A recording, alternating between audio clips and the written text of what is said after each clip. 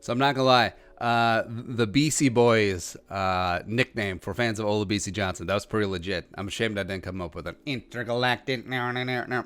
Anyways, Olabisi Johnson, our man, our guy, our favorite wide receiver, 7th round pick out of Colorado State University. Hashtag BC Brigade. That's still sticking too. Now, we knew he was going to do work, Dirk McGirt, and even though everyone is still telling us how much better Dylan Mitchell is because he was drafted ahead of him by like 4 spots in the 7th round.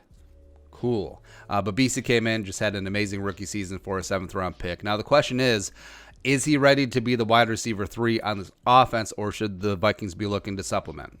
Question mark. So last year, played so well in camp and preseason that he didn't even dress the 4th preseason game, which is kind of unheard of for a 7th round pick. Generally, that 4th preseason game is big for late round picks, UDFAs, to try and make the 90-man or the 53-man or even the practice squad. But BC, they're like, you've done enough. Got you multiple touchdowns in preseason. Outplayed Jordan Taylor, who came over from the Broncos. Remember him? Outplayed Laquan Treadwell, who they cut and then they brought back.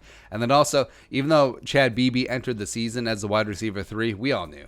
We knew. And it was only a matter of time before Beebe got hurt. And then BC took over week 4 and was legit.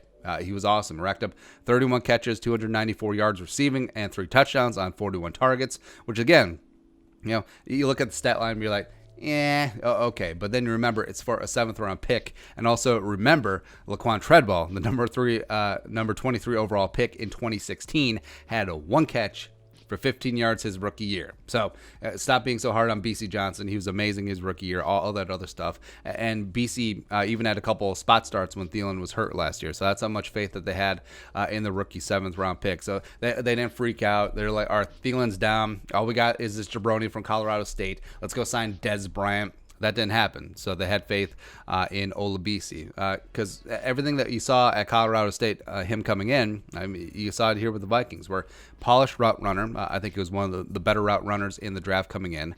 Great body control, excellent, humble, team-first attitude, not above playing special teams, not an ounce of diva attitude in him. It was great.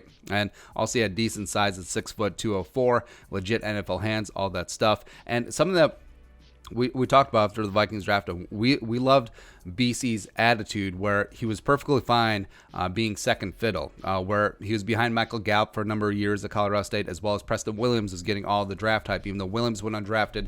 He ended up in Tampa, I want to say. Actually turned out pretty okay his rookie. Was it Tampa or Miami?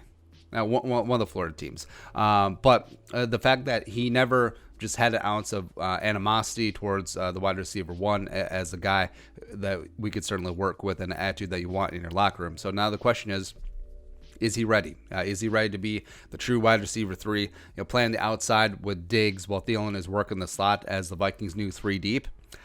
Qualified answer, I think yes. And certainly in time, I'm betting, I'm believing in the long game future of Olabisi Johnson as well. Now, in 2 to 3 years, it wouldn't necessarily shock me if he ends up being the wide receiver 2 on the Vikings. Now, this could be due to Diggs being out of town or Thielen aging out, one of the two. Also could be combined with Olabisi Johnson really stepping up and becoming a 1,000-yard receiver in this league. That could be it too. But that being said, you can't necessarily pass on value just because you believe on what BC could be a year or 2 down the line. So now if AJ Green comes in and is like, hey, I want to play for the Vikings for $4 million a year, give it to me, baby. Or in the draft, say Michael Pittman Jr. from USC, he falls to the Vikings in round 2. Or if Gopher stud Tyler Johnson somehow makes it to round 3, you kind of have to do it. Baby, you got Stu going. But I think BC is off to a fast start and becoming and is on the path to becoming a very competent starting NFL wide receiver, and it's phenomenal. It's great to see and love seeing him blossom and bloom. I can't wait to see him in year 2 in 2020. But your thoughts, Olabisi Johnson, wide receiver 3? Question mark. Let us know in the comment section below. Also, subscribe for daily Vikings takes. If you want to support the work, pull us on the Venmo or click that join button, become a monthly or platinum Jerome player, as well as give us a follow on social media as well. But the next time, Skull Production Value.